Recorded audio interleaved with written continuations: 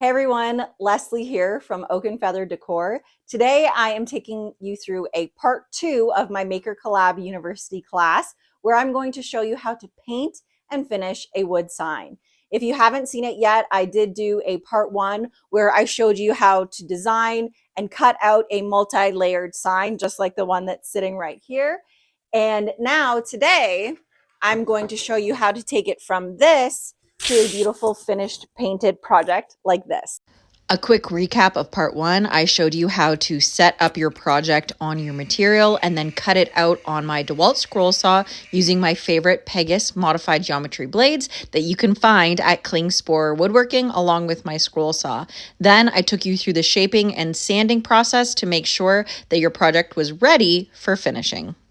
So the first part to getting a really good paint finish is making sure that you have sanded your material to a really high grit, so you have a very smooth surface for your paint to adhere to. So I have sanded and shaped all of this MDF to about 320 grit. That will give me a really great surface to apply my spray finishing. You can hand paint if you prefer, and I'll show you various products that I use. But specifically for this project, I'm going to be going through my spray paint finishing process. Now, the first step that you're going to do is actually fully take apart your puzzle that you've made so that you can paint things different colors. What you'll want to do before you do that is figure out how you're going to keep track of all of your pieces. Some people will number them. For example, you could say this is number 1, and then you put it on a paint tray and label it number 1. For me personally, I just find it easiest to take photos of it in its unfinished form so I know exactly where each of the pieces go. And then I look at it visually, figuring out how I'm going to separate it and remember how it goes back into place. For me, I like working along the pattern. So when I'm placing it onto paint trays, which I'll show you in a minute, I try to keep the flowers in order. So if I'm going to paint this flower pink and this flower pink, I'll put it in my tray like this. It'll make more sense when I show it to you visually, but it's really important to make sure that you have everything organized. Otherwise, it can turn into a big mess when you're trying to put everything back together. So as I said, this session is going to primarily focus on spray finishing, but I do a fair amount of hand painting as well. It's really your preference. I do find that spray painting is a lot more time efficient. It's much quicker than painting by hand, and you can still get some very beautiful detailing using only spray paint. So for example, this entire project is done fully with spray paint. There's no hand painting involved in this. All of the detail was done using spray cans. My spray paint of choice is the Molotow Premium Belton line of spray paints. You can purchase this from art stores. It's specifically used in graffiti art, but it's a really great product because it's a very thick, heavy pigmented paint, so the colors are really vibrant. It is also an acrylic-based spray paint, so it dries a lot faster than say something like a classic Rust-Oleum spray paint, which is oil-based. This takes at least 24 hours to dry. The recoat windows for this are usually within 1 hour, but I have found the recoat windows with an oil-based spray paint really tricky. It is a lot more temperamental. It can crinkle, it can dry funny. So that is why I kind of lean away from the Rust-Oleum style spray paints and exclusively use the art style spray paints. So the sign that I showed you fully painted, that is all done with this specific spray paint. If spray painting isn't something that you're confident with or something you want to try, I do hand paint often as well. And when I'm hand painting, I specifically will use this Deco Art Americana line of acrylic paints. And I also love getting paint samples from the hardware store. So this is Behr paint, which is sold usually at the Home Depot. You can see the colors Ballerina Tutu. You can get this in a million different colors. I'm in Canada, so this costs about $5 versus these that are $1.50, but you do get a lot more paint. When I'm hand painting with this style of paint, because it is so thick, what I tend to do is put it in a palette and then mix it with a little bit of water to loosen it up. It will go on much smoother. And when it goes on smoother, it does conceal the brush marks if you're using a paintbrush to apply it. So hand painting is always an option. It's going to take you a little bit longer, but you'll still get a beautiful finish. But as I said, my preference is spray paint. To start painting all of your different colors, as I said, you're going to have to separate your puzzle. What I do is use painter's tape in long strips, and then you put the sticky side up. You're going to put your little pieces that you're going to paint onto the tape, and this will prevent it from flying around when you are using your spray finishes. If you were to just put your piece directly on the board, when you try to spray paint, it can just fly right off. Or the other thing that will happen is that when the paint dries, it can pool at the bottom and it will stick to this scrap board, which can wreck your piece. It can make it impossible to take off. So that's why we use the sticky tape. So as I said, when I am taking my pieces out to paint, I like to work systematically across so that everything is kind of in the order that it should go back when I'm placing it. So I'm going to go ahead and start with my greens, all of my leaves and stems. And so this is the farthest left piece. So I'm going to go ahead and put it on the far left. And it's just a matter of going through and taking out the pieces that you know will be green. So I'm going to go ahead and take this J off for now so I can get the inside pieces. And this is the part where you're going to have to remember to pay close attention. It can be very easy to lose track of your pieces, but because you have gone through this, you cut it out, you sanded it, you shaped it, you did all of the things, it is actually more simple than you would think to keep it all together because you'll kind of remember where each of those pieces go. Okay, here's a leaf. Okay, so now that I have removed all of my leaves, this tray is ready. This is going to be my green tray, and then I'm going to move on to the flowers. This is the part where you can get really creative and decide what each color is going to be. I have an inspo photo that my customer sent me of what colors she wants to incorporate. So I'm going to go ahead and get trays so that I can organize all of those flowers for painting as well. So I still have my original pattern, and what I've done is just labeled each of the flowers what color they are meant to be. So looking through it, I have a lot of white flowers that I'm going to be doing. So I'm going to separate those white flowers first, again, keeping them in order from left to right across the board that I am going to be painting on. So I lay my tape down. I'm going to need several pieces.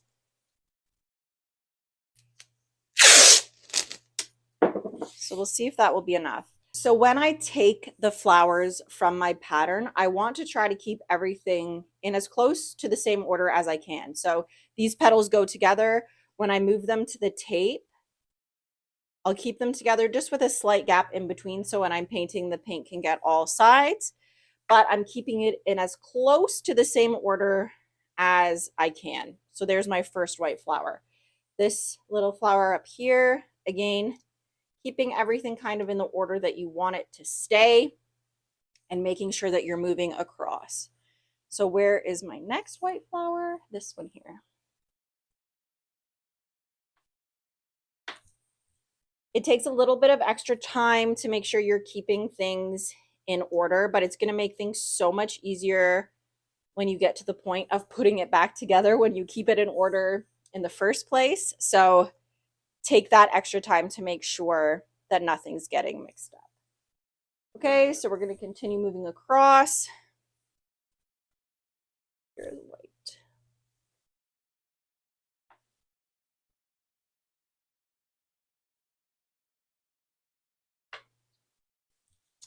Okay, so those are all of my white flowers. Obviously, I still have a lot of room left on this board, so I'm going to leave the white flowers at the top here. And then on the same board, I'm going to go ahead and probably do, I'm going to do blue. The reason why I want to do blue is because a lot of the times when I'm doing shading or shadows on white flowers, I do tend to use blue sometimes. So it's good if those are on the same tray because I'll be painting them at the same time. I'm going to leave enough distance so that if there's overspray, it's not going to interfere a ton. But yes, now we're going to get the blue flowers. I have this tray done. What I do is I'm just going to fold over one of the little pieces of tape so I can mark what color that's going to be. So I know that's my white section. And then this, mark it, blue. So when we get to the painting, I'll show you how I do different shades, but just knowing basically this is the color that they are going to be, and they are in the order that they appear on the side. So again, everything's going from left to right, so I know where they will be positioned back when I'm done painting. I continue through the design, removing things from left to right, making sure everything is in order and organized so that it will be easy to put it back together once everything is all painted. Now that I have all of my pieces organized, I know what colors they're going to be. I'm simply going to organize my spray paint onto the trays so that I'm ready to paint. Do you need this many colors of spray paint? Absolutely not. However, is it more fun when you have more colors? Absolutely, it is. I've been painting with this spray paint for about, I want to say 3 or 4 years now. So I have accumulated quite an array of colors. So I try to use them as much as possible. But typically, when you are doing painting of florals, it's a good idea to have at least 2 shades of the color that you're painting. So if you're painting blue, you'll want to have a darker shade and a lighter shade so that you're able to do highlights on each of your florals. So we can go ahead and get started. This tray here is yellow and black brown, and I realized that I didn't grab black or brown. So I'll come back to that, but I'm going to go ahead and grab my yellows and just get them ready on that. This is another great thing about the Belton paints is there are so many colors. Brands like Rust-Oleum do have a lot of different colors, but I find when you're trying to blend colors, so you're spraying the paint at the same time, the Rust-Oleum interacts with it and they kind of pool together, like they become really spotty. Whereas the Belton graffiti paint, it's meant to be mixed. So when you mix 2 colors together, you're spraying them on top of each other at the same time. They mix really well. Now I have all of my trays with the petals ready, the spray paint's ready. We have one more thing to set up for painting, which is the big name. For the large name, we are going to be doing something slightly different. So rather than using painter's tape to adhere it to the bottom, because we want to make sure we get a really good coat of paint on the edges of the name, since those will be exposed, we're going to go ahead and use, these are just the tops of spent spray paint cans, to elevate the letters so that when we are spray painting, we are going to be able to get a really good coverage on the edge. So the spray of the can is going to get it from top to bottom. So on the flower petals and the leaves, they are on tape, but you're still going to get a really good coverage on those because they're not as thick as the name. With something like this, you want it to be elevated so you can spray from all angles. And this is going to be pink. So we've got our name set up for painting. We've got all of our flower petals and various elements set up for painting with the colors that we are going to paint. And now, I'm not sure if you can see it out that bright window, it's pouring rain. So we must wait until the weather clears up because we spray paint outside. Now that the weather is on my side, we can finally start get to paint. So as I mentioned, the Molotow Premium Belton Spray Paint is my preferred spray paint. But surprisingly, it is also my preferred primer. So you will often see a lot of different wood artists using something called filler primer. Filler primer is a great option if you have tons of money. In Canada, a can of filler primer is around $25 right now. This can of spray paint is $8.99. So the cost difference is huge, and they basically perform the exact same purpose, which is providing a really great base coat for your following coats of paint. So filler primer works, any type of paint primer will work, but a coat of the paint that you're planning on using anyways also works. So the benefit of filler primer is that it dries really fast. It dries to the touch within, I believe, 10 minutes, sandable within 15. This also dries very quickly. It will dry to the touch in about 10 to 15 minutes.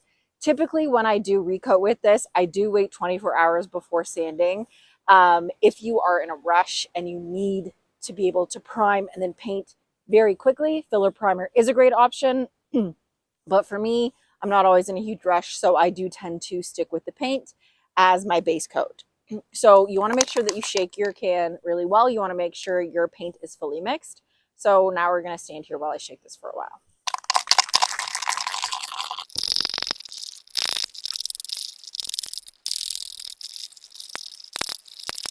Now that my paint is all shaken up and mixed really well, I'm going to apply a thin layer by working in a circle around my work.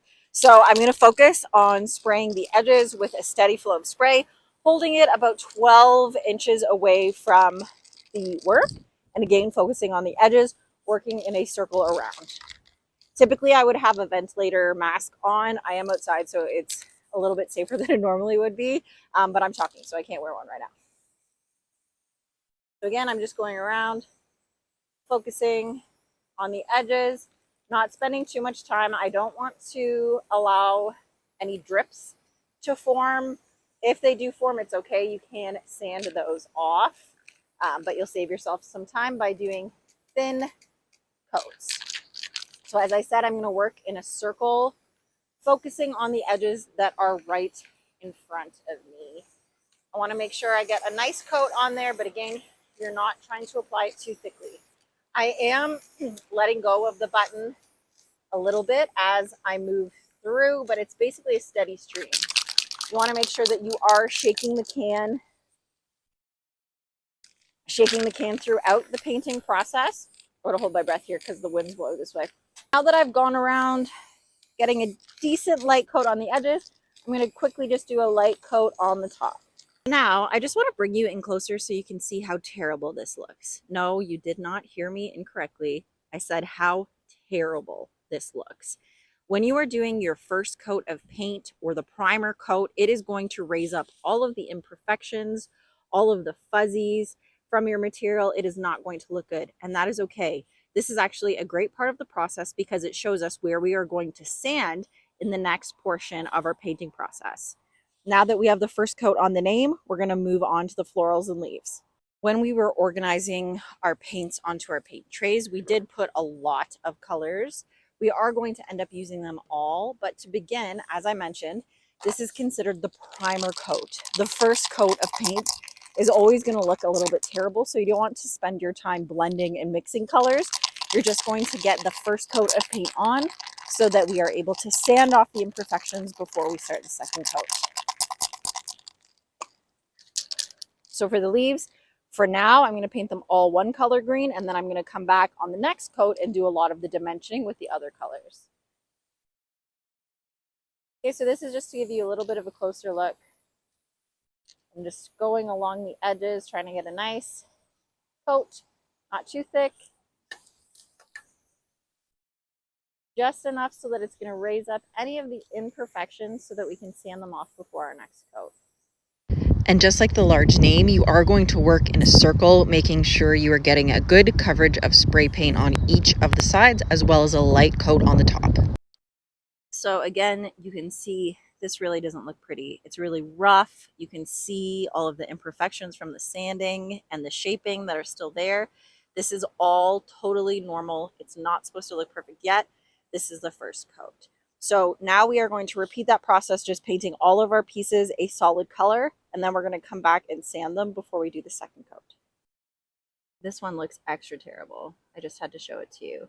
Some might ask, why don't you just prime it all the same color before painting? But for me, because I am priming with the paint that I'm planning to use anyways, this is just a lot easier to keep things organized and in the correct order. So that's why I do it this way versus priming all in one color.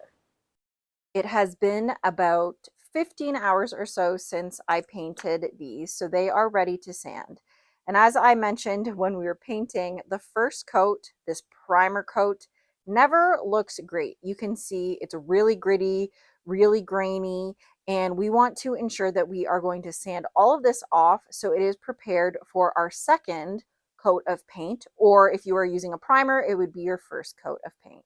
So to get this into the right shape, we are going to use basic hand sanding tools. So I have these little micro zip sanders. This is a 180 grit sandpaper on here. And then I also just like to use this cling spore. This is a 400 grit sandpaper. So what I do is I really want to focus on the areas where all of those fuzzies of the MDF have risen up. So along the edges and then along the lines that I sanded in using the Dremel. So you're just going to go along the edges, removing all of that grittiness, creating a smooth surface for your paint. You can see I just really fully took that all off compared to the other edge. For that part, you're going to slide along the line you sanded in there.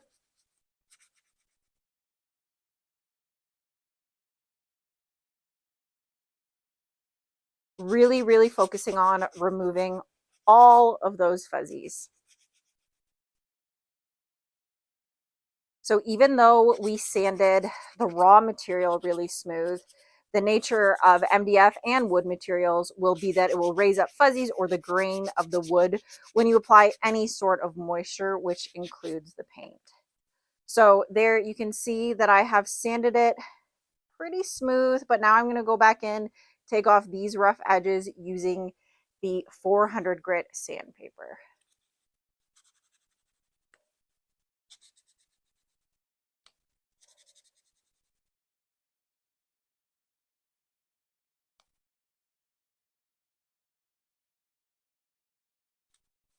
So you can see I'm just folding it, really trying to get into those grooves and crevices to remove those little fuzzies.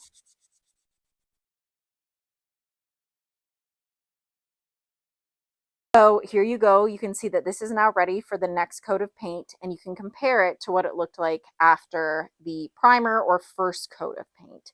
So when you look at it, you can see this is really smooth, ready for paint. And this obviously still needs to be sanded. So you want to make sure your surface is super, super silky and smooth, because that will give you that super silky smooth finish. So you can see I have sanded off nearly all of the paint, but that's just because that first coat is raising the grain, raising the fuzzies up so that you can remove it and have that really great surface that's prepped and ready to have paint on it.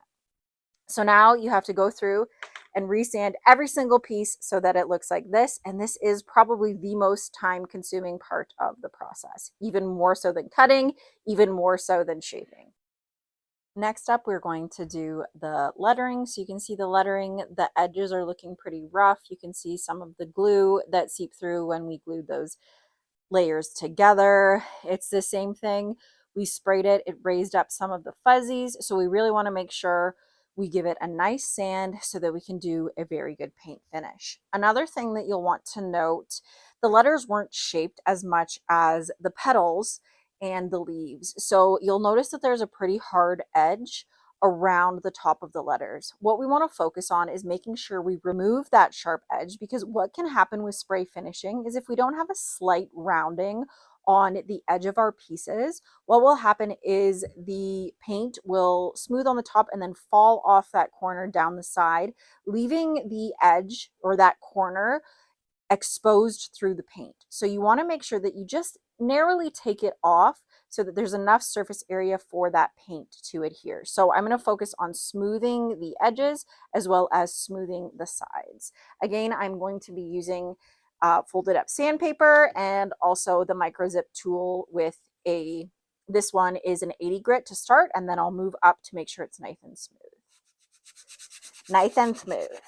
Nice and smooth. So you can see again, it does take off quite a bit, if not all of the paint, but that's the purpose of the first layer, to raise up all of that yucky grain, leaving us that nice smooth surface behind. You can see the difference between this and this so that we can get a nice smooth coat of paint. Okay, so I'll simply go along the edge, and then when I come to the top, what I'm going to do again is remove that hard edge so there's enough surface area for the paint to adhere, and it's not going to pour over that edge, causing the edge to be exposed through the paint.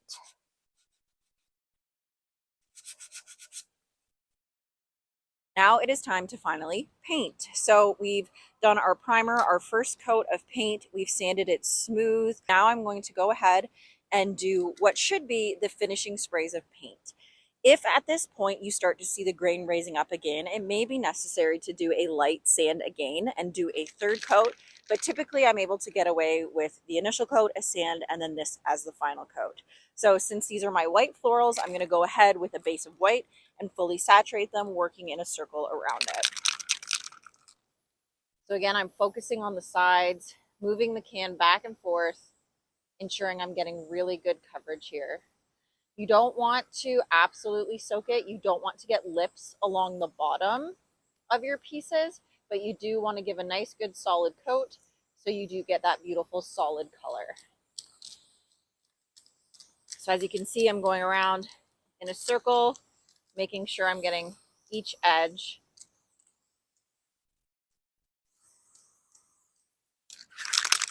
You do want to continuously shake your paint cans as you're going to make sure you're getting a really consistent paint finish. If you aren't shaking your can, some of the sediment or the pigment can settle to the bottom and it will result in uneven painting. So it is very important to make sure you are mixing your paint well.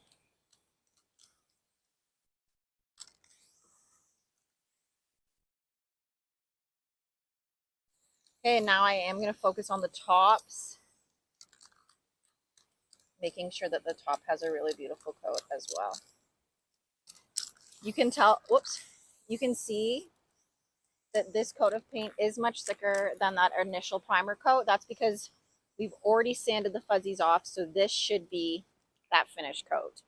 So now that that's fully white, you could leave it like that, but for me, I do like to give a couple spurts of color. So with the white, I do find like a nice dark blue can be a good contrast for it. So I'm gonna take the can and have it right next to the board so that I can spray it like this, and it's just gonna give it a bit of an angled spray. A bit more than I wanted. That's okay because we'll come back in with the white. So now that I've done that, you can see it's giving a little bit of dimension. I really want it to be primarily white, so I'm just going to come back in with my white and go over top, just leaving a hint of that blue behind to give it some dimension. Now for the blue, I'm going to do the same thing. I'm going to do a solid first coat, so this is just a very light blue. Focusing on the edges, getting a really good first coat so that it's got good coverage.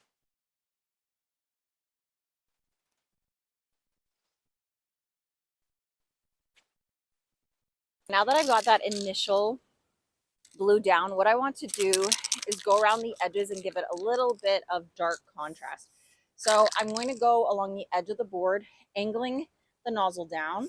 So it's not fully covering it, it's just giving it a bit of a shadow. And you're going to keep blending and coming back to this.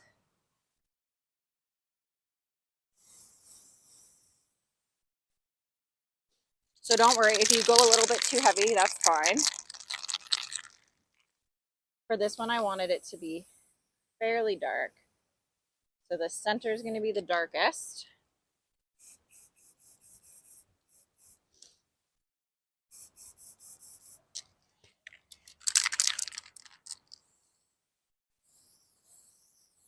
And that you can see I'm kind of focusing just on the edges, getting really close with my nozzle.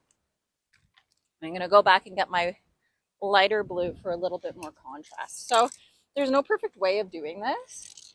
It's kind of going with your gut and seeing kind of what looks best to your eye. Okay, and I really love using a bunch of different colors in order to get that really pretty contrast.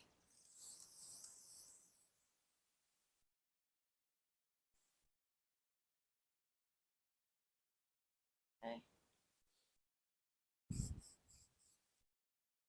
So I actually really like the way this is already looking. I might actually just leave it like this. Once you put everything together, there's nothing stopping you from going back and adding more. But you can see these paints, as I mentioned, they do blend really, really nicely together. Oh, see, I went too heavy there.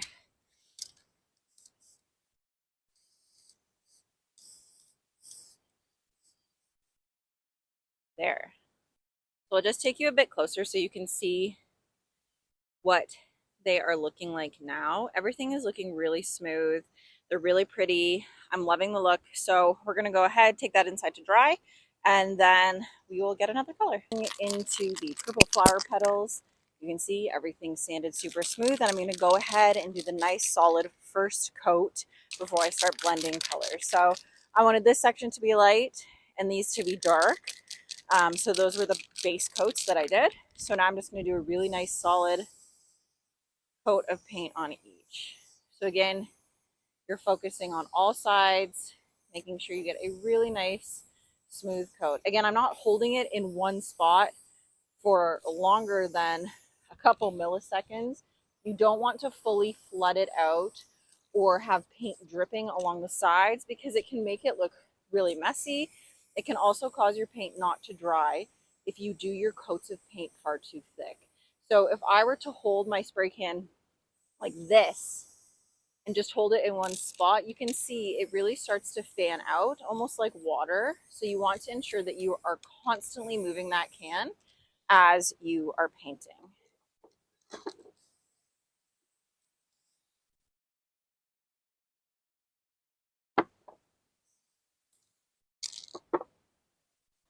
Now I'm going to do the base coat on the darker flowers.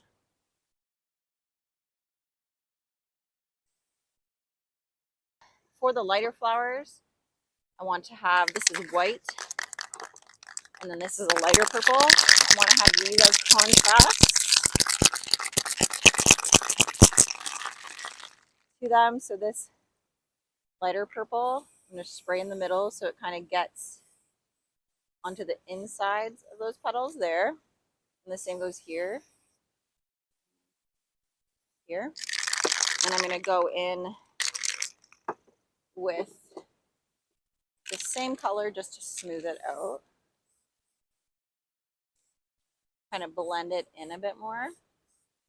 They're actually looking very pretty.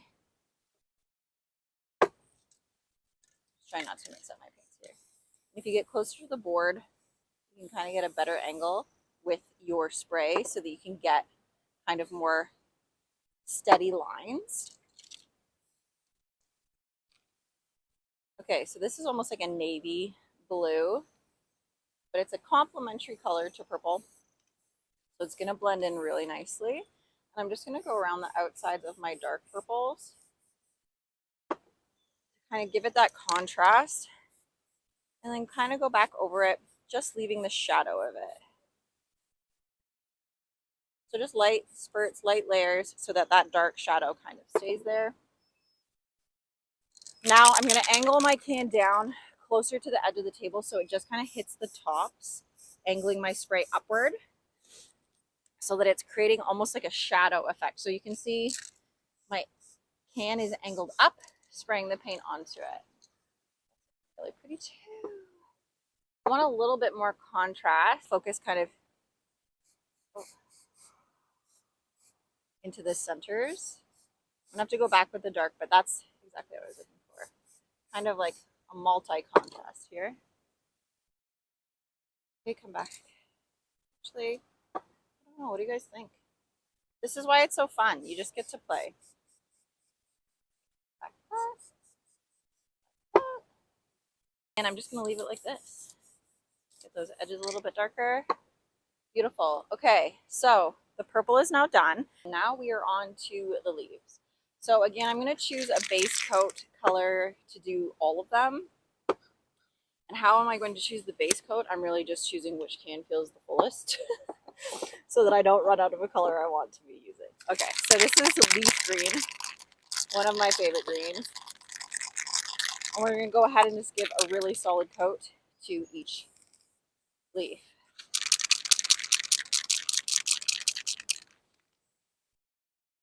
So when you're watching your paint go on, you can see, hopefully you can see it on the screen as well, how smooth it is being applied now that we've taken the time to give it such a good sand between the primer first coat and this coat of paint. if at this stage you are seeing the grain raise up, you may have to go back in for a second round of sanding. But if you really, really take your time, the one round of sanding after the first coat of paint should be enough to get a really beautiful finish. Because I have everything arranged from left to right, I know that I want the leaves to kind of vary in color so that there's a lot of contrast in the piece as a whole. Oh, there you go. So what I tend to do is just do kind of like streaks. Like I'll do like a sweep of color, kind of focusing on the centers. Oops, this can is leaking. But see how it gives it kind of that beautiful dimension there? You don't even have to do a ton. It just gives it a really pretty look. This is called a cream green. This is almost a white, but it's got hints of green in it. So I like to use this a little bit to give some really pretty contrasting in the leaves. And obviously I like to leave certain sections dark as well. So again, I'm just doing quick sweeps across. And I'm trying to leave it so that none of the leaves are going to be looking the same. So go in and grab some other colors. Moss green, that sounds pretty. It's like a darker one. So where I've done that light streak, I'm going to go ahead and kind of darken it with this color here. Now I'm going to go kind of this way, just spurts of it to give it kind of a super dynamic look. And then, you know what? I just kind of play, being like, I really like the way this green looks. Freaking knacking. This can is really giving me a hard time.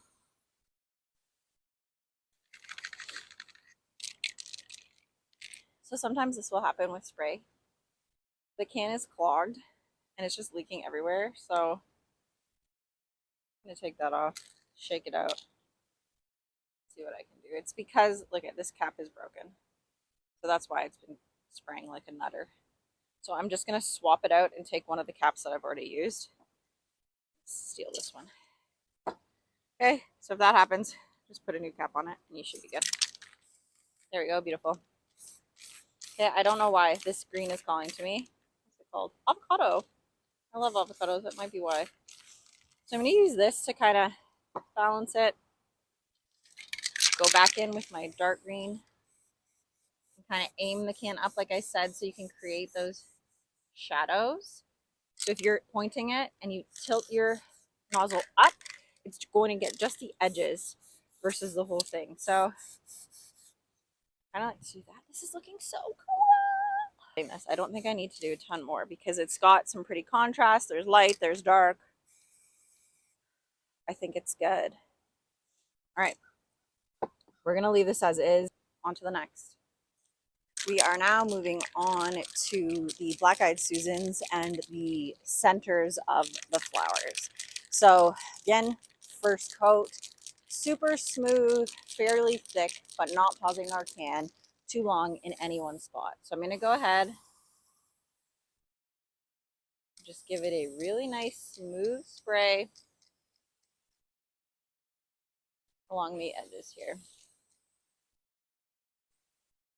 Okay, again, you can see that can is not stopping. I do not want it to start pooling, which will create a lip on my paint. It will happen, but you don't want it to be overly thick.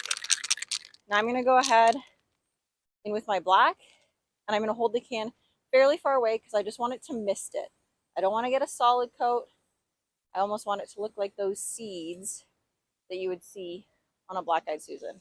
So keeping the can pretty far away and just kind of shifting it back and forth to create that dimension so you can still see the brown. Quick spurts. So the brown still shows through, but it's predominantly those black tops.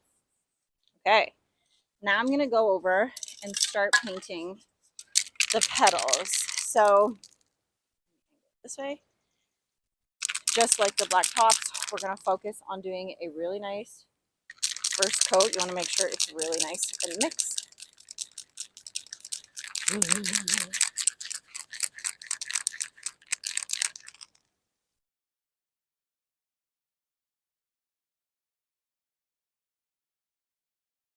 I'm just going to go down the line, making sure this first coat of paint is beautiful, super smooth and nice.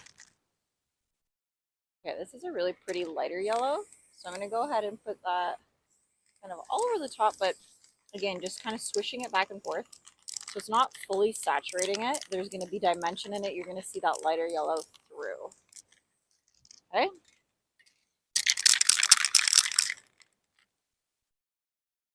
This is a really dark yellow, so I'm going to do a line kind of close to the top. You can see this is like vibrant. And we want that, but we don't want it to be the whole petal. So you can see, because I've done the line down the center, there's still that kind of ombre gradual shift to the light. And I'm going to go back over with the light along the bottoms, focusing on the bottoms to blend it even further. Now that you've watched me do it a few times, you can see the process. You do your first coat really nice and smooth, fairly thick, and then you go in with your highlight or your low light with either a darker or lighter color. Again, when I do lighter colors, I focus on the center, and then I'll angle the darker color on the sides so that it doesn't cover the top, it just gets the sides. This is my vibrant pink. I'm gonna go in with a low light here, a darker color to really give it a beautiful contrast. Again, angling the can so it just hits the edges rather than flooding the whole top. And then, whoops, there's a little issue with the wind, but that's okay. It happens to the best of us. Just go back in and repaint when needed. And then with the pink, I go in with a light pink and then I highlight with the white. Again, there is no true exact science how to do this. It's really using your own creativity and using contrasting colors so that you can create really cool dynamic florals, which will create a very beautiful finished product. For the name, we are simply going to repeat the same process that we did the first time around. You are going to start by focusing on the edges, ensuring that you get a really good solid coat, really good coverage. And then once you have worked in a circle around the name, ensuring you've gotten each edge, then you will go ahead and focus on the top. When you do your top layer, you want to make sure you are moving your can back and forth, and you're also shaking throughout to ensure that you get a really good consistent coat of paint. We are now officially in the final countdown to being done our sign. I have my backer board here. It's been sanded and sealed, and I have my printed pattern here. So when I was doing the cutting, I printed two patterns so that I would have one to use for my template to cut and then one for this purpose. So you can see this is the one where I decided what color flowers to use, and it's also going to be used for the layout. So I also have a piece of carbon paper here. The shiny side is what goes down. Basically what it is tracing paper. So I'm going to go ahead and align my pattern onto the board, and then I'll use the tracing paper to mark where I'm going to glue. Up centered. I mean, that looks pretty good to me. But we're just going to go ahead and get a tape measure to make sure. So for this, I have just a fabric tape measurer. I really like these ones. So that's about 2 1/4. Just 2. So maybe I'll shift it just slightly this way a little bit. That's 2 1/4 now. A little bit back that way. Let's get it right at 2. Perfect. Perfect. Okay, so I've got 2 inches on this side, 2 inches on this side. I'm just going to check the bottoms of my letters now. So that's about just over 4.5, just over 4.5. Perfect. I'm going to have enough room for my hummingbird. Amazing. So now that that's lined up, I'm just going to use some painter's tape to tape the pattern in place so it doesn't move while I'm tracing it. Paper under the pattern. You just want to be careful not to push too hard on it because it can leave little black marks on it just from pushing on it. So I'm going to go ahead and just mark areas where I'm not going to trace the whole thing, just like the tops and the bottoms of the letters so that I know where to place it. That's the A, J. Just going to mark this little part of the J. Okay. The bottom of the Y, and I'm just very lightly tracing it so it will leave that mark for me. The bottom of the D.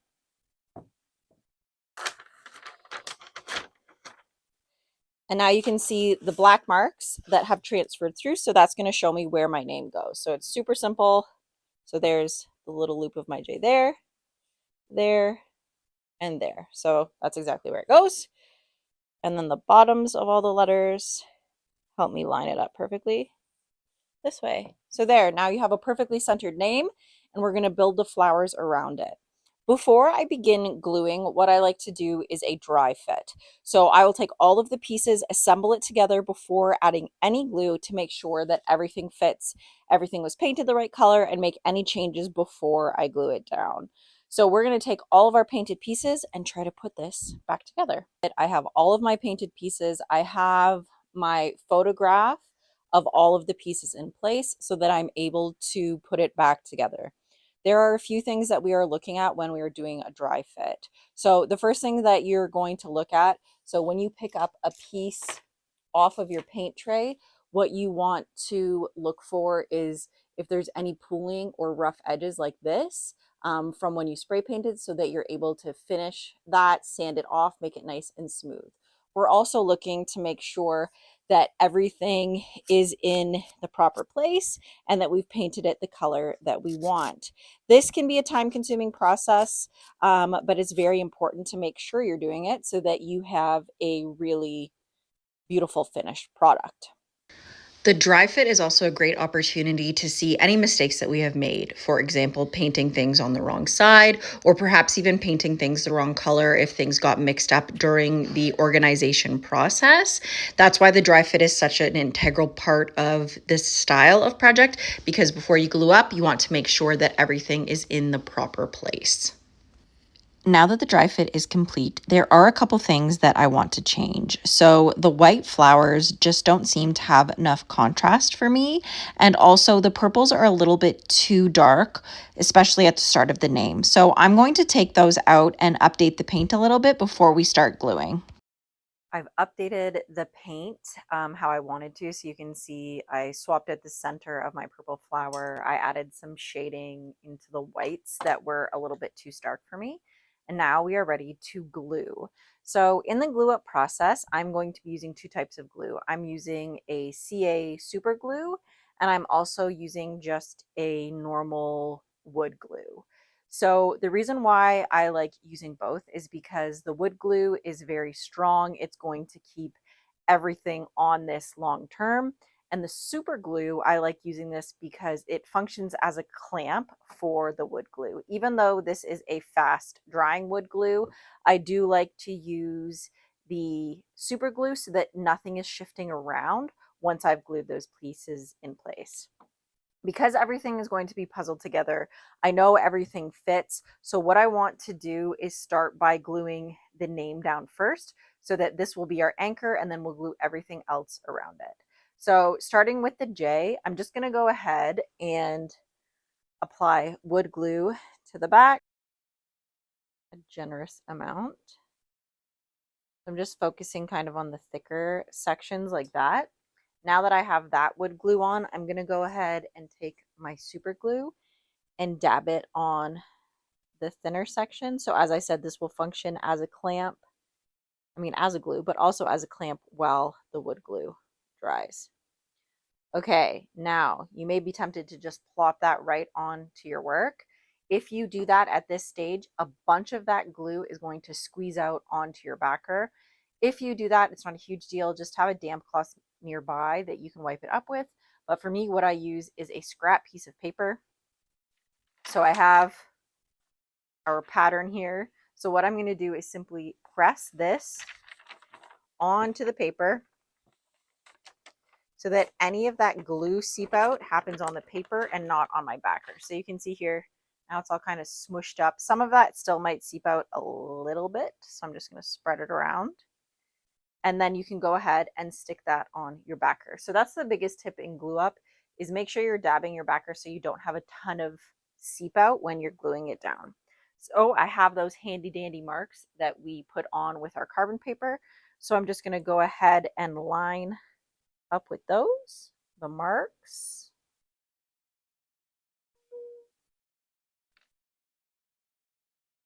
Perfect. And then you're just going to hold that in place while it dries. So you can see, even though I did press it, there is quite a bit of seep out, which is totally fine. The wood glue is easily cleaned up. So I'm just going to hold it down so that the super glue will dry. So it takes about a minute for the super glue to fully set, and then I'll go grab a wet cloth and just wipe up some of that wood glue that has seeped out. And wipe that excess wood glue that came out. This wood glue does dry clear, so even if you miss some, you won't really see it in the finished product, but it's always nice to try to keep it nice and clean. We're going to go ahead and just start slotting the pieces into place. So again, I always dry fit before I actually glue it down. So I just make sure my pieces are in the right spot before I apply glue to any of it. I'm going to dab some super glue onto the back of this. I'll dab it onto my paper that's off to the side before I put it into place. Okay, I'm going to do the same thing. And then you just repeat this process all the way through.